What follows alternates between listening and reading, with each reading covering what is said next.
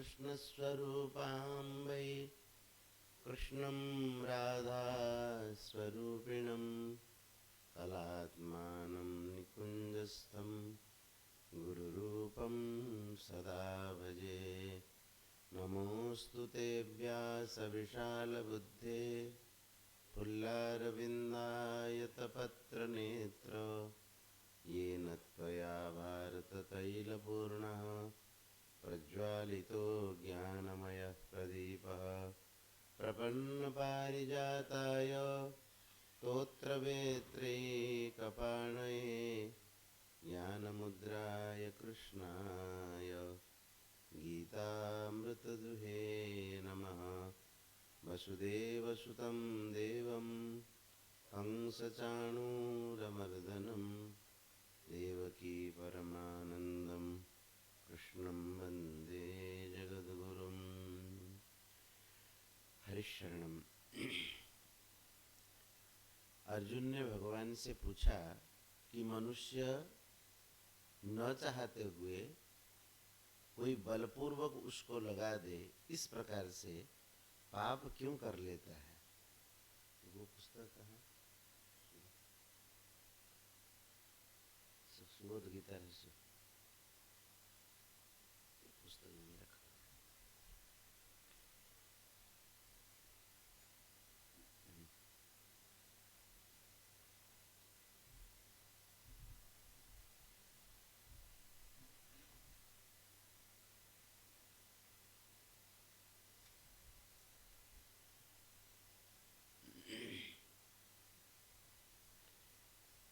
तो भगवान ने उसके उत्तर में कहा कि काम एष क्रोध एष रजोगुण समुद्भवः महाशनो महापापमा विद्येन मिह वैरिणम्। ये कामना ही सब पापों का मूल कारण है। इस प्रकार से भगवान ने कामना को बताया। अब बताते हैं कि कामना विवेक शक्ति को कैसे क्रमशः ढक लेता है। एक साथ प्रभावी नहीं हो जाता, क्रमशः एक स्टेप के बाद एक स्टेप कैसे विवेक को ढक लेता है।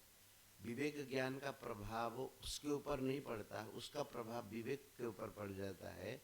इस विषय में भगवान अब कहते हैं। भगवान ने कहा धूमेना ब्रियते वह्निर् यथादर्शो मलेन च यथोल्बेनावृतो गर्भस्तथा तेनेदमावृतम्। भगवान ने कहा कि कामना के 3 स्तर हैं। पहला स्तर के लिए एक उदाहरण दिए, धूमेन आव्रियते वह्नि, जैसे धुएं से अग्नि ढक जाए। इस स्तर में देखिए अग्नि धुएं से ढकने पर भी बीच बीच में अग्नि दिखाई देती। मान लीजिए बहुत धुआं हो गया, बीच में अग्नि लगने से तो धुआं होती आग से, बीच बीच में अग्नि की लपटें दिखाई देगी। कामना का जो प्रथम स्तर है अग्नि बीच बीच में दिखाई देती है। इस प्रकार से जो कामना का प्रथम स्तर है उसमें विवेक कुछ कुछ काम करता होगा, बीच बीच में दिखाई देता होगा। लेकिन जब कामना और घनीभूत हो जाए, प्रबल हो जाए, जब दूसरे स्तर में आ जाए, तो भगवान कहते हैं कि वह कैसे ढकता है। यथादर्शो मलेन च। आदर्श, आदर्श माने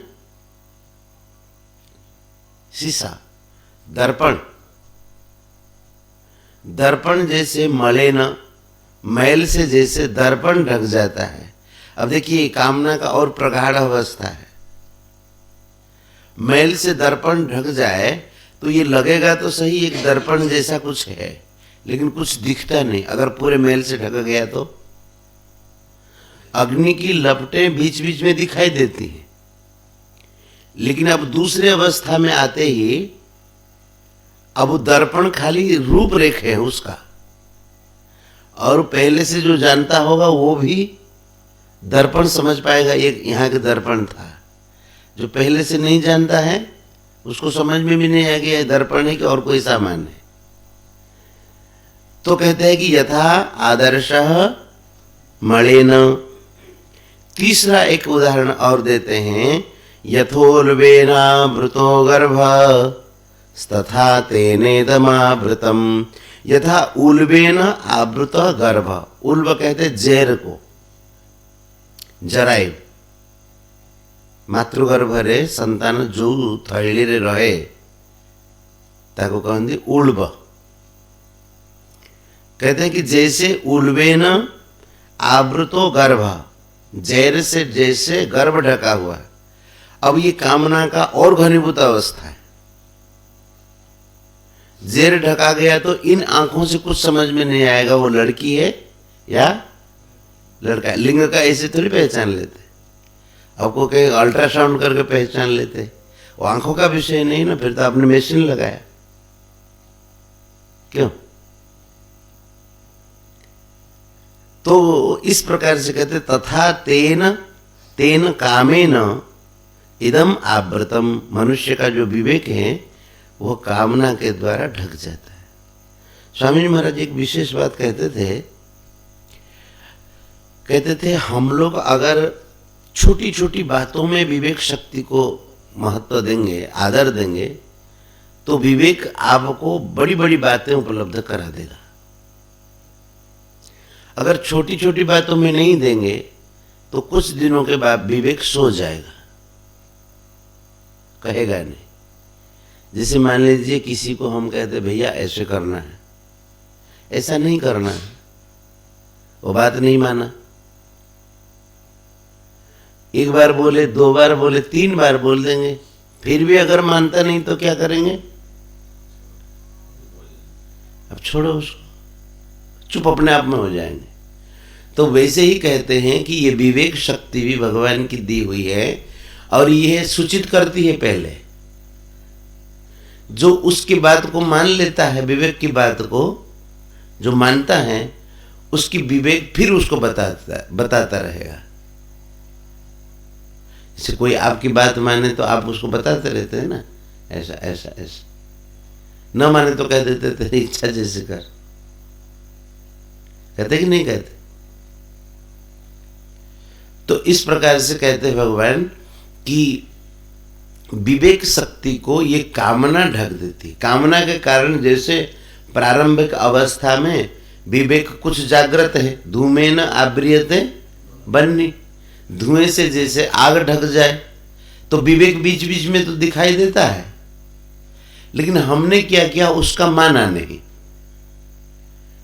कामना के दबाव में आकर के उस विवेक शक्ति का हमने दुरुपयोग कर दिया, विवेक की बात को माना नहीं, तो फिर वह आगे की स्थिति में चला जाएगा।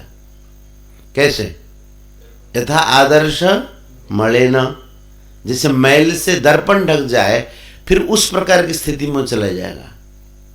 अगर हम वहीं पर विवेक को आदर दे देंगे तो आगे की स्थिति में नहीं जाएगा। और उस समय इतना तो पता चलता है ये दर्पण है। अगर कपड़े से पोंछ लिया जाए तो मुंह भी दिखने लगेगा, लेकिन हमने अगर पोंछा नहीं, ये दूसरी स्थिति की बात कहते हैं, हमने अगर कपड़े पोंछा नहीं, मुंह देखा नहीं, तो फिर कामना तीसरी स्थिति में चला जाएगा। फिर कैसी स्थिति होगी? उल्बेन उबलनो माने जिला उल्ब, यथा उल्बेन आवृतो गर्भ। उल्ब माने जरायु, जैसे जरायु से गर्भ ढक जाए। अब कामना एकदम घनीभूत अवस्था आ गया। अब आपको कुछ समझ में नहीं आएगा, फिर कामना आपको नचाने लगेगा, जैसे वो कहेगा ऐसे आपको करना पड़ेगा। ये तीसरी अवस्था, विवेक शक्ति फिर उस समय बिल्कुल सो जाती है।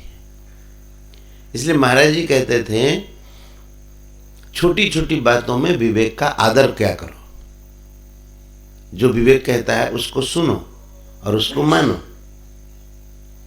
तो महाराज जी कहते थे बहुत बड़ी बातें आपको समझ में आ जाएगी, उपलब्ध हो जाएगी। इस प्रकार से कामना का 3 स्तर वह मनुष्य के ऊपर ऐसे प्रभावी होता है। उसके बाद भगवान कहते हैं आवृतम ज्ञानमेतेन ज्ञानिनो नित्यवैरिणा कामरूपेण कौन्तेय दुष्पुरेणानलेन च एतेन कामेन ज्ञानम आवृतम। अच्छा, ये देखिए, ये विशेष बात महाराज जी, ये कामना का विशेषण है। ज्ञानिनः नित्य वैरिणा एतेन कामेन, ज्ञानियों के नित्य वैरी इस कामना के द्वारा ज्ञान ढक जाता है। क्यों? समझ में नहीं आया?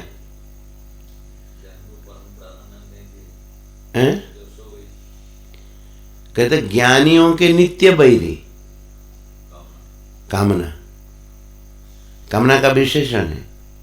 ज्ञानिनः नित्य वैरिणा कामेन ज्ञानम आवृतम, ज्ञानियों के नित्य वैरी इस कामना के द्वारा, और कामना कैसे? दुष्पुरेण अनलेन, वह अग्नि जो कि कभी पूर्ण न हो, दुष्पुर। ये जो लगने वाली अग्नि कभी तो समन हो भी जाए, लेकिन कामना रूपी अग्नि कभी समन होने वाला नहीं। अब देखिए कितनी अच्छी बात कहते हैं, समझने लायक बात है। विशेषण कामना का है कि ज्ञानिनः नित्य वैरिणः। इसका अगर विपरीत शब्दों में इसको कहा जाए कि ज्ञानियों के नित्य वैरी कामना, तो अज्ञानियों के अनित्य वैरी कामना। नहीं समझ में आया? कामना कैसा है? ज्ञानियों का नित्य वैरी, तो अज्ञानियों का अनित्य वैरी। है समझ में कुछ नहीं आया? समझाते हैं।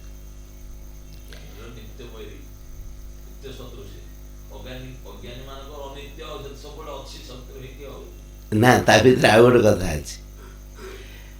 जैसे प्रहलाद जी ने कहा कि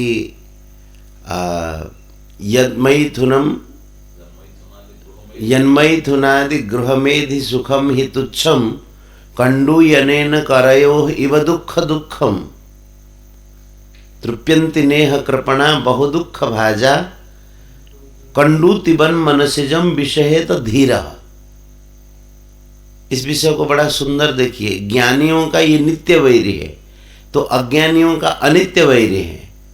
प्रहलाद जी कहते हैं यत मैथुनादि गृहमेधि सुखम हि तुच्छम, जो मैथुन का गृहमेधि सुख है वो अति तुच्छ है। स्त्री पुरुषों के संयोग से मिलने वाला, अथवा मैथुन का अर्थ ये होगा किसी के संपर्क से मिलने वाला जो सुख है, ये गृहमेधि सुख है। और ये तुच्छम, थोड़े समय के लिए सुख से जा दिखता है, हे सुख नहीं। कंडूयनेन करयोः इव दुःख दुःखम, दोनों हाथों से अगर खुजला जाए किसी खुजली को, कंडू को, तो प्रहलाद जी महाराज कहते इव दुःख दुःखम। क्या कहते? किसी खुजली को खुजला जाए तो जैसे दुख के बाद दुख मिलता है, दुःख दुःखम। कोई कहे कि महाराज, प्रहलाद जी महाराज जो कहे कि प्रभु ये दुःख दुःखम कैसे है? ये तो सुख दुःखम है। खुजली करते समय अच्छा लगता है ना, तो ये सुख दुःखम कहना चाहिए। कंडूयनेन करयोः इव सुख दुःखम कहना चाहिए। नहीं समझ में आ रही है? अरे खुजलाते समय सुख लगता है कि दुख लगता है? लगता सुख है ना, और परिणाम में दुख मिलता। प्रहलाद जी कहते हैं कि नहीं, ये सामान्य व्यक्ति की बात है। आरंभ में सुख लगता है और परिणाम में दुख मिलता है, ये तो सामान्य स्तर का आदमी सोचता है। ज्ञानी जो सोचेगा वो आरंभ में भी दुख सोचेगा और परिणाम में भी दुख सोचेगा। क्यों? वो जानता है खुजलाने से ही वो दुख की उत्पत्ति हुई। नहीं समझ में आया?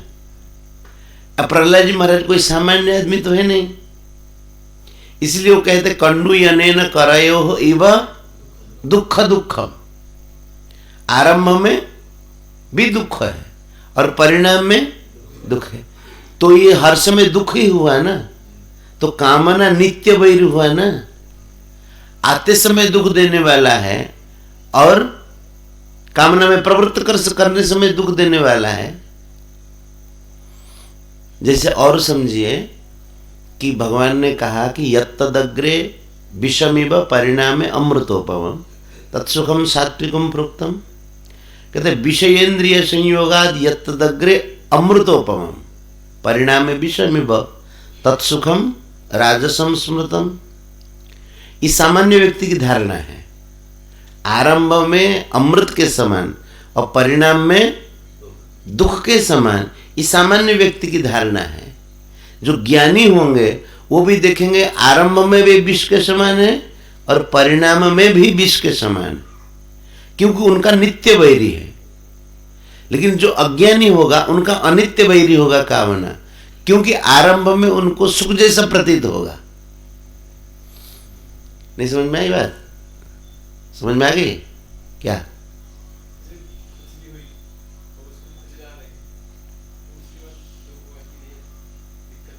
हाँ हाँ, लेकिन ये सोचता कौन है? ये अज्ञानी सोचता। ज्ञानी क्या सोचता है? खुजलाए ही नहीं, ये ज्ञानी सोचता है। इसलिए कहते ज्ञानी न नित्य वैरिण, कहने का मतलब ज्ञानियों का कामना नित्य वैरी है, कभी उनको वो मित्र मानते ही नहीं है। लेकिन अज्ञानी का अनित्य वैरी है। इसका मतलब अज्ञानी कामना जब आता है तो सुख मिलता है उसको, उस समय तो उसको लगता है बहुत प्रिय है, लेकिन जब उसका फल भाग आ जाता है दुख पाता है। इसलिए उनका नित्य वैरी नहीं हुआ है। ये तो ज्ञानी सोचता है ना, लेकिन वो परिणाम में सोचता है, उसको कामना नित्य वैरी नहीं लगता। उनको लगता है कि आरंभ में तो सुख लगता है और प्रारंभ में अंतिम में दुख लगता है, इसलिए उनका अनित्य वैरी। लेकिन ज्ञानी जो है कंडू तिबत मनसिजम विषहेत धीर, धीर पुरुष कंडू के समान उसको सह जाए और जानते हैं कि ठीक नहीं, इसी से ही तो दुख होता है। समझ में आ गया अनित्य वैरी का, नित्य वैरी का? तो कहते हैं कि आवृतम ज्ञान में तेन ज्ञानिनो नित्य वैरिणा काम रूपेण कौन्तेय दुष्पुरेण नलेन च। कामना का और एक विशेषण ये दुष्पुर है, कभी पूर्ण नहीं होगा। जब कभी भी होगा आप इससे निवृत्त होंगे। आप कहेंगे कि विषय भोग करके हम निवृत्त हो जाए, ऐसा संभव नहीं है। तो ये दुष्पुर है और अनल के समान दुष्पुर है, अग्नि से भी ज्यादा दुष्पुर है। तो कहते कि इस प्रकार से कामना। तो अब प्रश्न उठता है, ठीक है, कामना के स्वरूप तो बताया गया, कैसे कामना मनुष्य के ऊपर प्रभावी होता है यह भी बताया गया। अब भगवान कहना चाहते हैं, प्रश्न उठता है कि कामनाओं को विनाश करे। शत्रु है ना, तो ये नित्य वैरी है, तो वैरी का विनाश करना चाहिए मनुष्य को। लेकिन विनाश करने के लिए उसका ठिकाना आवश्यक कहाँ रहता है, पहले पता करा जाए ना कि ये कामना कहाँ रहती, कहाँ। उसके बाद ही तो ठिकाना जानने के बाद ही तो, चाहे गोली से मारो, चाहे पत्थर से मारो, चाहे कोई अस्त्र से मारो, लेकिन पहले ठिकाना जानना पड़ेगा ना। तो भगवान कहते हैं कामना कहाँ रहती। बहुत सुंदर श्लोक है। इंद्रियाणि मनो बुद्धि रस्याधिष्ठानमुच्यते एतैर्विमोहयत्येष ज्ञानमावृत्य देहिनाम्। अब कामना कहाँ रहती है, ये बात को भगवान कहते हैं। अस्य अधिष्ठानम उच्यते, अस्य कामस्य अधिष्ठानम उच्यते। अधिष्ठानम माने रहने का स्थान, आधार। बताया था ना, आधार व अधिष्ठानम, जिसमें सप्तमी का प्रयोग होता है। जैसे हम घर में बैठे हैं तो ये अधिष्ठान हो गया ना, घर में बैठे हैं। तो इस प्रकार से कामना रहती कहाँ है, इस विषय को भगवान कहते हैं कि कामना के रहने के 5 स्थान हैं। 5 की 4 बताए। इंद्रियाणि मनोबुद्धि, और लेकिन और एक जगह कामना रहती है, वो बताते हैं। पहले इसको बता देते हैं। इंद्रियाणि मनोबुद्धि अस्य अधिष्ठानम उच्यते। कामना के 4 भगवान ने तो यहाँ 4 कहा है, लेकिन और एक जगह आया है कामना कहाँ रहती है। इंद्रिय, मन और बुद्धि। देखिए गीता के श्लोक से हम बता रहे हैं। इंद्रियस्य अर्थे राग द्वेषो व्यवस्थितो। याद करो, इंद्रियस्य अर्थे राग द्वेषो व्यवस्थितो तयोर्न वशम आगच्छेत।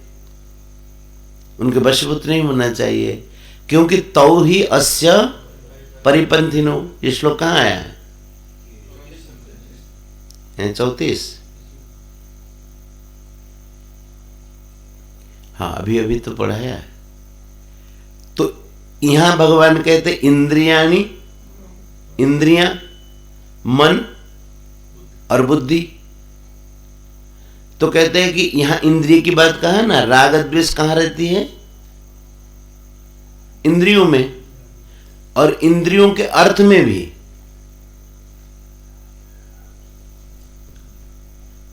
इंद्रियों का अर्थ माने विषयों में, लेकिन वस्तुतः देखा जाए जो कामना रहती है वो अहम में रहती है। सबसे बड़ी बात है। और वही कामना जो है अनेक रूपों में प्रकाशित होती है। वस्तुतः देखा जाए कोई वस्तु में कामना थोड़ी है। अभी वस्तु में क्या कामना हो? कोई पदार्थ है, बढ़िया स्वादिष्ट चीज बनी है, तो उसमें क्या कामना होगी?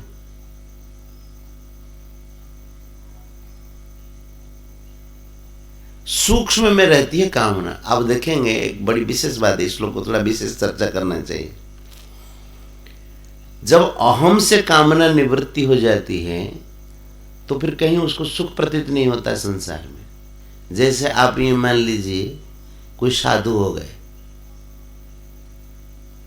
तो साधु होने के बाद उनके भीतर ये बात बैठ गई, हम अब साधु हो गए, साधु आश्रम हो गए। तो संसार की सारी नारी शक्तियां, जितनी भी स्त्रियां होगी, उनके लिए सब मां बहन के समान हो गए। क्यों? अहंकार में बदल गया, तो अब मैं साधु हो गया, मुझे तो विवाह करना नहीं, संसार का सुख लेना नहीं, तो साधु हो गया। तो अहंकार से परिवर्तन होते ही जीवन में बदलाव आ गया। अब जैसे ही कभी समय तो ऐसा होगा, हम लोग पैंट शर्ट पहनते थे, अब कितना बढ़िया पैंट ला करके दिया जाए, कितना बढ़िया शर्ट ला करके दिया जाए, तो हमको वो प्रभावित करेगा क्या? क्यों? भीतर से हमारी ये बात बैठ चुकी है, अब ये हमारे उपयोग की बात नहीं। अब बढ़िया साफी मिले तो, जबकि पैंट का जो दाम होगा, जींस मान लीजिए, जींस पैंट, उसका दाम साफी से ज्यादा होगा नहीं? लेकिन एक साफी आपको अच्छा लगने लगता है, और वह जींस जो एक समय में अच्छा लगता था, अब उसका कोई महत्व नहीं दिखाई देता है। क्यों? अहम से वो निकल गया कि अब हम तो साधु, वो हमकी आवश्यकता नहीं। तो अहम से जब कामना निकल जाए तो बढ़िया काम करता है। अब जैसे और समझाएं, लड़की जब विवाह करने लगती है अथवा कहीं उनका विवाह स्थिर हो जाता है, विवाह हो जाता है, तो पहले के जितने उनके पहनने के कपड़े होंगे, सलवार आदि,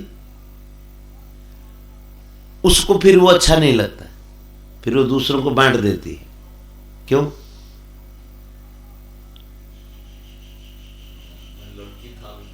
अब बहू हो गई तो हमको साड़ी पहननी है। अब कभी एक ऐसा समय आता था जो उनको सलवार अच्छा लगता था, लेकिन अब अच्छा नहीं लग रहा है, क्योंकि उनके अहम से ये बात निकल गई, अब मैं तो बहू हो गई।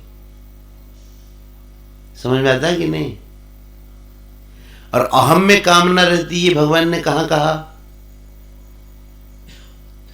रसवर्जम रसोप्यस्य परम दृष्ट्वा निवर्तते।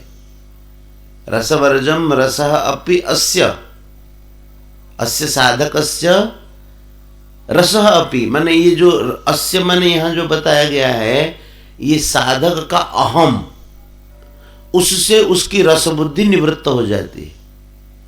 रसवर्जम रसः अपि अस्य परम दृष्टा निवर्तते। तो कामना कहाँ रहती? एक तो इंद्रिय में, भगवान ने कहा इंद्रिय में, मन में और बुद्धि में। यही कहा ना भगवान ने, यहाँ कहा ना इंद्रियाणि मनो बुद्धि। यहां तो 3 बातें बताई गई है, लेकिन और 2 जगह कामना रहती है। इंद्रियस्य अर्थे और अहंकार।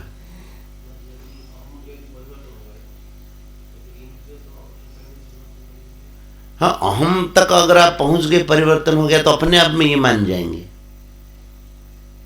लेकिन वहां तक पहुंचने के लिए इनका संयम बहुत आवश्यक है। वहां तक पहुंच नहीं पाएंगे, समझ में नहीं आएगी बात, इसलिए इधर से करते हुए जाएंगे तो बात समझ में आ जाएगी। तो कामना के निवास स्थान कितने हुए?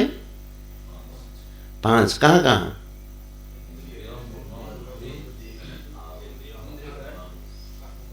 अहंकार। 5 स्थान हो गए कामना के रहने के। यहां तो 3 बताए गए, इंद्रियाणि मनो बुद्धि। और भगवान कहते इंद्रियस्य अर्थे रागद्वेषो व्यवस्थित हो। अर्थ आ गया नहीं, प्रथम इंद्रिय अर्थ, हाँ, तापर इंद्रिय, तापर मन, तापर बुद्धि, तापर अहम। आपण देखिए कि ये पिला गोटे बदमाशी करथो, ताकू संगे संगे कह दउछन, देख एमिति कौन बदमाशी करछ, तोरा बड़ा है गलुनी, बाहा है गलुनी। सी केते उद्दंडता करथो, संगे संगे शांत है जो महाराज। कहीं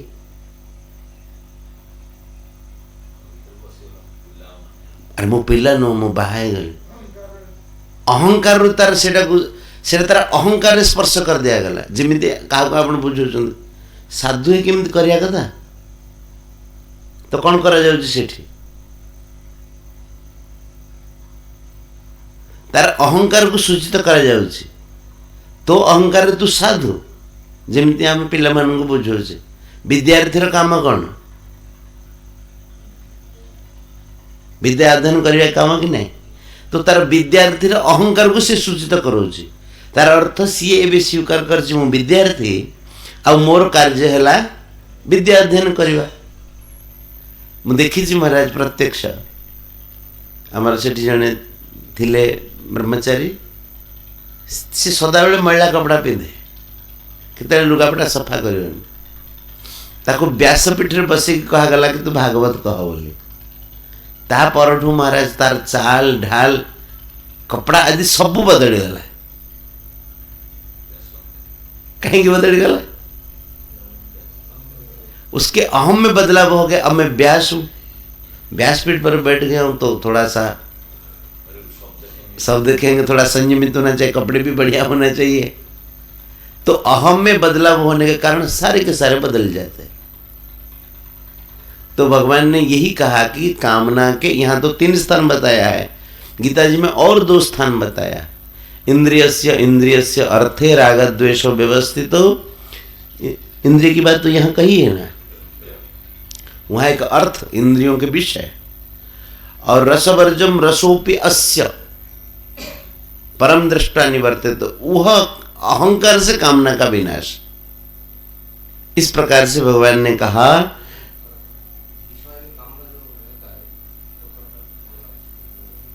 अब विषय में कामना रहता, सुंदरता दिखती है ना उसमें,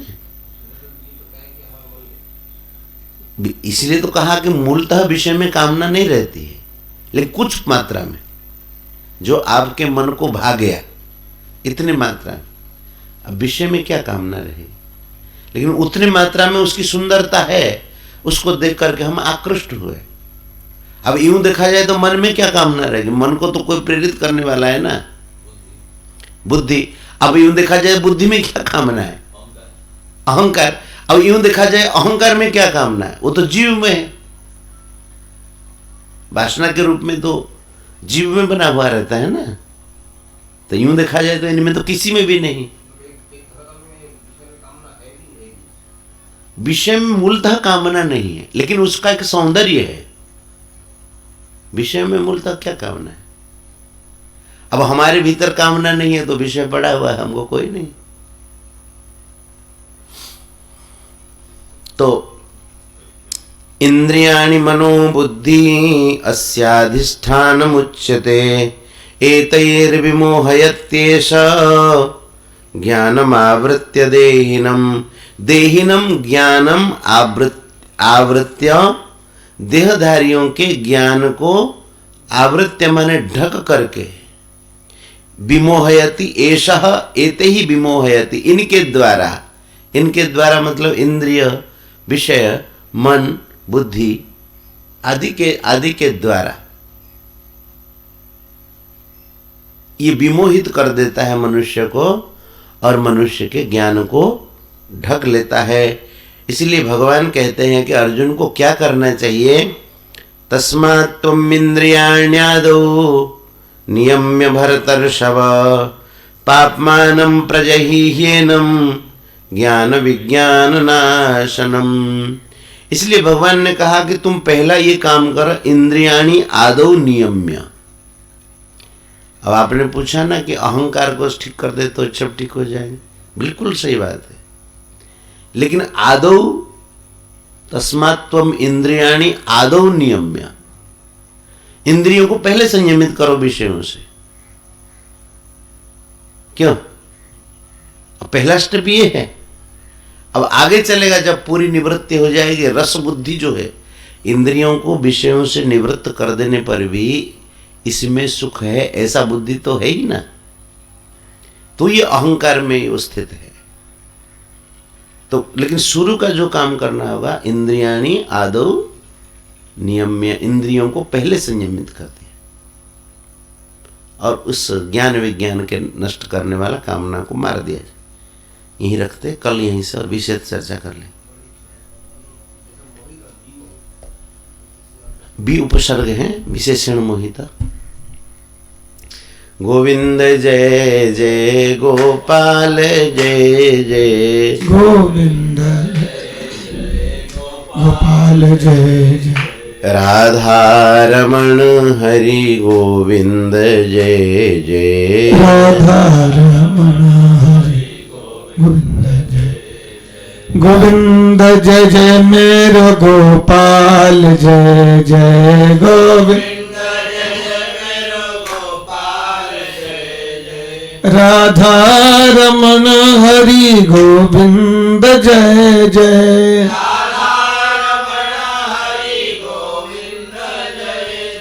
गोविंद जय जय गोपाल जय जय श्री राधा रमण हरि गोविंद जय जय